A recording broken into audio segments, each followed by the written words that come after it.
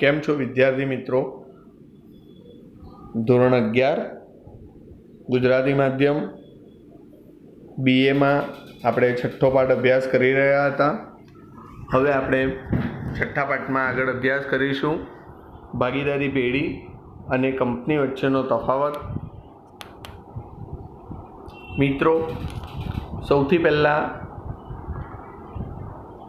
જોઈ લઈએ આપણે મુદ્દાઓ.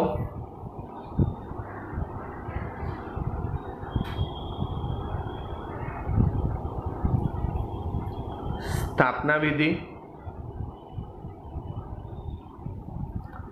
ભાગીદારી પેઢીમાં સરળ અને નોંધણી મરજિયાત છે.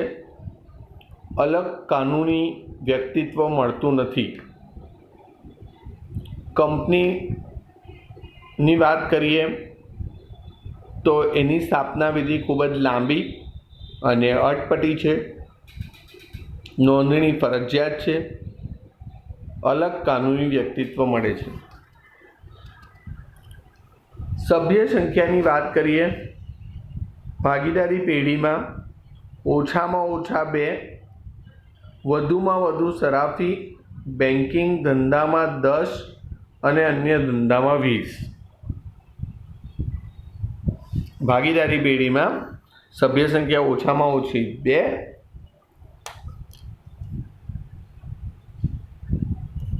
વધુમાં વધુ 10 કે 20.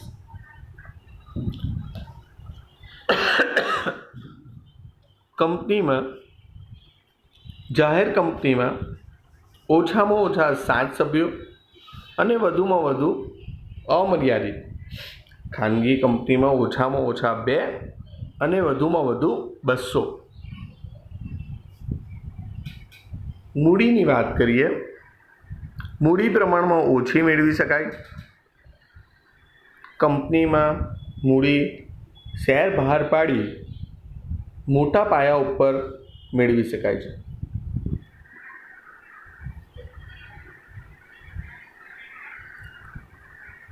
હિસ્સા કે હિતની ફેરબદલી.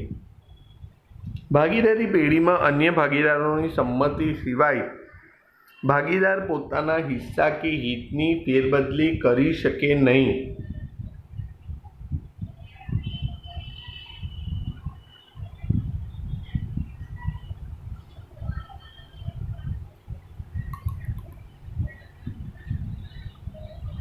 કંપનીમાં સભ્યો તેમના શેરની ફેરબદલી સરળ અને મુક્ત રીતે કરી શકે છે. જો કે ખાનગી કંપનીના શેરની ફેરબદલી પર નિયંત્રણ હોય છે. જવાબદારી. ભાગીદારી પેઢીના ભાગીદારોની જવાબદારી અમર્યાદિત હોય છે. કંપનીના મર્યાદિત જવાબદારીવાળી કંપનીના દેવા માટે શેર હોલ્ડરો વ્યક્તિગત રીતે જવાબદાર બનતા નથી. સંચાલન. પેઢીનું સંચાલન ભાગીદારો પોતે જ કરે છે. કંપનીમાં શેર હોલ્ડરો દ્વારા ચૂંટાયેલા સંચાલકો કંપનીનું સંચાલન કરે છે. આયુષ્ય. કોઈ ભાગીદારનું અવસાન થાય કે નાદાર થાય કે અસ્થિર મગજનો થાય તો ભાગીદારોનું વિસર્જન થાય છે. આથી આયુષ્ય ટૂંકું હોય છે. સભ્યના મૃત્યુ, નાદારી કે અસ્થિર મગજ થવાના સંજોગોમાં કંપનીના અસ્તિત્વનો અંત આવતો નથી. આથી આયુષ્ય લાંબુ છે. રહસ્યોની જાળવણી. ભાગીદારી પેઢીમાં ધંધાના રહસ્યોની જાળવણી થઈ શકે છે. કંપનીમાં ધંધાના રહસ્યોની જાળવણી મુશ્કેલ છે.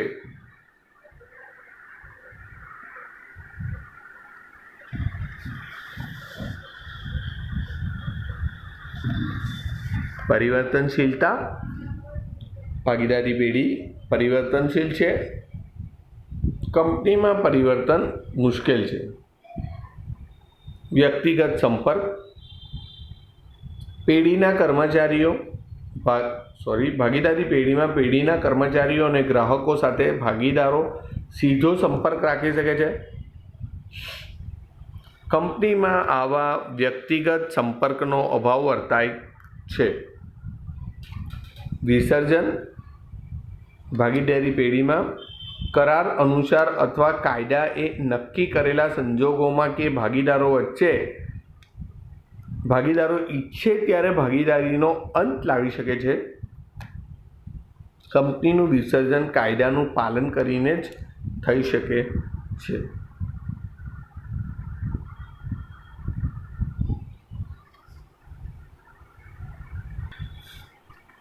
હવે જોઈશું મિત્રો ખાનગી કંપની અને જાહેર કંપની વચ્ચેનો તફાવત. ખાનગી કંપની અને જાહેર કંપની. પહેલો મુદ્દો સભ્ય સંખ્યા. ખાનગી કંપનીમાં સભ્ય સંખ્યા ઓછામાં ઓછી 2 વ્યક્તિ અને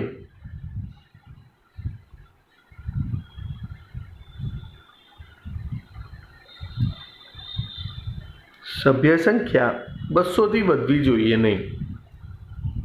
જાહેર કંપની સભ્ય સંખ્યા ઓછામાં ઓછી 7 વ્યક્તિ અને વધુમાં વધુ સંખ્યા ઉપર નિયંત્રણ નથી. શેરની ફેરબદલી. ખાનગી કંપની શેરની ફેરબદલી ઉપર ખાનગી કંપની તેના નિયમનપત્ર દ્વારા નિયંત્રણ મૂકે છે. જાહેર કંપની શેરની ફેરબદલી મુક્ત રીતે થાય છે. ત્રીજો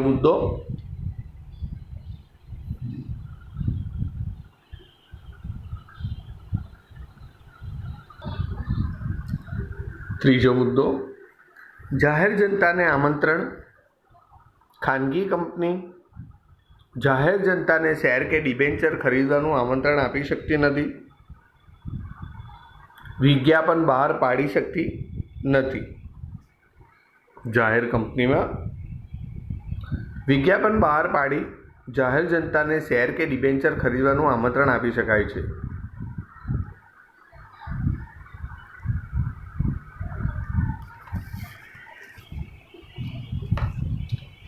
આગળ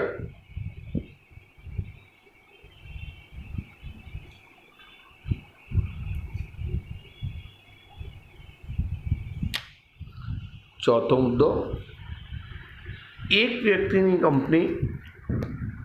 ખાનગી કંપની એક વ્યક્તિની કંપની હોઈ શકે છે. એક વ્યક્તિની કંપની ડિરેક્ટર એટલે કે સંચાલક હોય એવા એકમાત્ર સભ્ય સાથે કરાર કરી શકે છે. જાહેર કંપનીમાં જાહેર કંપની એક વ્યક્તિની કંપની હોઈ શકતી નથી અને જાહેર કંપની આવો કરાર કરી શકતી નથી. સંચાલકોની સંખ્યા. ખાનગી કંપનીમાં ઓછામાં ઓછા 2 સંચાલક જોઈએ. જાહેર કંપનીમાં ઓછામાં ઓછા 3 સંચાલકો જોઈએ, જેમાં એક મહિલા સંચાલક અનિવાર્ય છે એટલે કે જરૂરી છે. આગળનો મુદ્દો કંપનીનું નામ. ખાનગી કંપનીમાં મર્યાદિત જવાબદારીવાળી ખાનગી કંપની હોય તો નામની પાછળ પ્રાઇવેટ લિમિટેડ શબ્દ અને અમર્યાદિત જવાબદારીવાળી ખાનગી કંપની હોય તો પ્રાઇવેટ શબ્દ નામમાં લખવો પડે છે. જાહેર કંપનીમાં મર્યાદિત જવાબદારીવાળી જાહેર કંપની હોય તો નામની પાછળ લિમિટેડ શબ્દ લગાડવામાં આવે છે.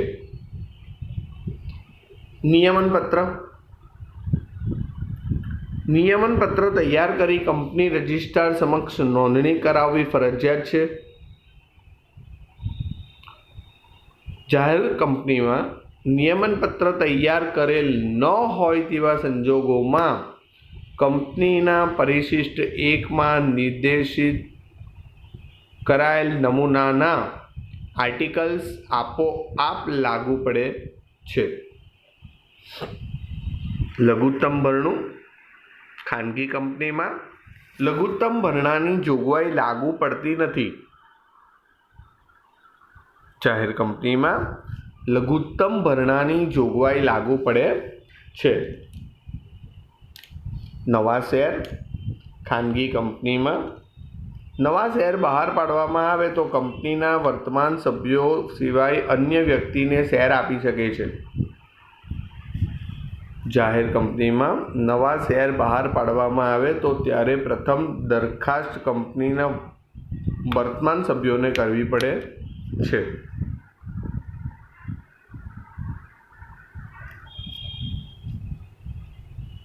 આગળ જોઈએ મિત્રો, સહકારી મંડળી અને કંપની.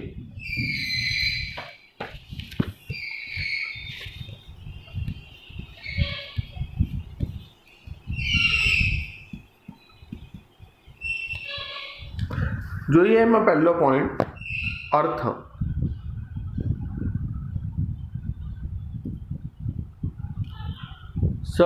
સહકારી મંડળીની આપણે વાત કરીએ તો પોતાની આર્થિક સ્થિતિમાં સુધારો કરવા સમાનતાના ધોરણે સ્વૈચ્છિક રીતે સંગઠિત થયેલી વ્યક્તિઓનું મંડળ એટલે સહકારી મંડળી.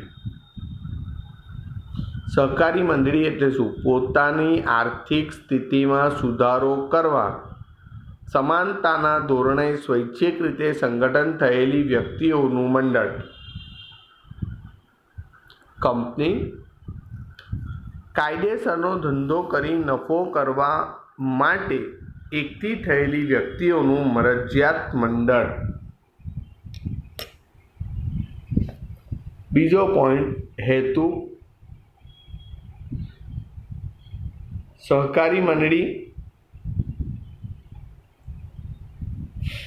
મુખ્ય હેતુ સભ્યોની સેવાનો, આર્થિક વિકાસ અને સદ્ધરતાનો છે.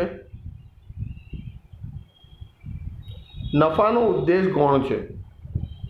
કંપનીમાં મુખ્ય હેતુ નફાનો છે. સભ્ય સંખ્યા. સહકારી મંડળીમાં ઓછામાં ઓછા 10 સભ્યો અને વધુમાં વધુ સભ્ય સંખ્યા અંગે કોઈ જોગવાઈ નથી. કંપનીમાં જાહેર કંપનીમાં ઓછામાં ઓછા 7 અને વધુમાં વધુ ગમે એટલા સભ્યો હોઈ શકે. ખાનગી કંપનીમાં ઓછામાં ઓછા 2 અને વધુમાં વધુ સભ્ય સંખ્યા 200 સુધી હોઈ શકે.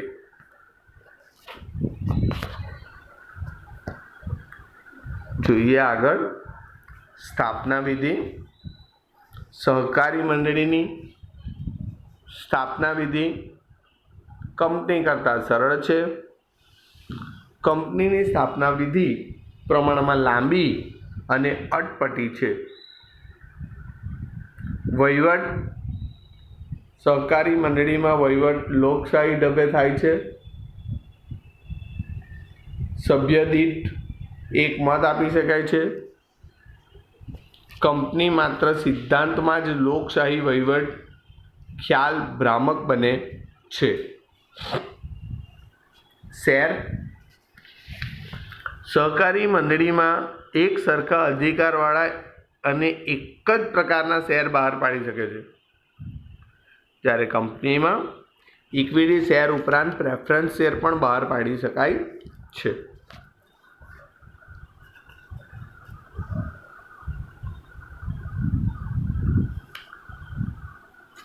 શેરની ફેરબદલી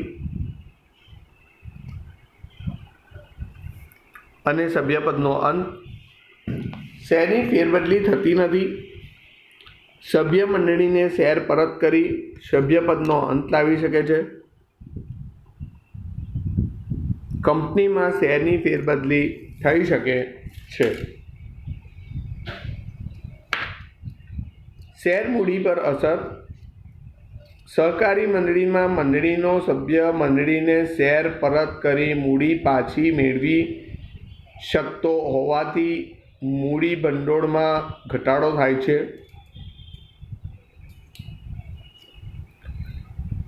અને કંપનીમાં સભ્ય દ્વારા શેરના ખરીદ વેચાણથી મૂડી ભંડોળમાં ફેરફાર થતો નથી. નફાનો ઉપયોગ. સહકારી મંડળીમાં નફાનો ઉપયોગ કાયદાની જોગવાઈ આધીન રહીને સભ્યોને ડિવિડન્ડ આપવા અને સભ્યોના લાભાર્થે થાય છે. કંપનીમાં નફાનો કેટલોક ભાગ સભ્યોને ડિવિડન્ડ તરીકે વહેંચવામાં આવે છે. અહીં તમારું આ ચેપ્ટર મિત્રો પૂરું થયું. ખૂબ જ ધ્યાનથી આનો અભ્યાસ કરવાનો છે.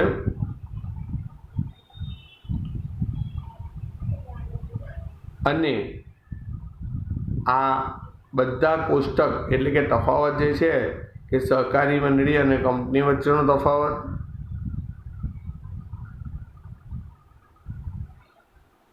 ખાનગી કંપની અને જાહેર કંપની વચ્ચેનો તફાવત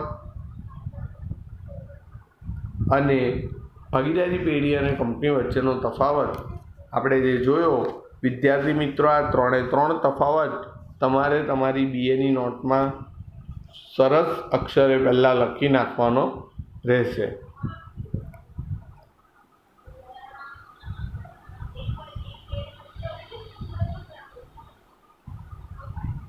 આજના માટે આટલું જ. Thank you.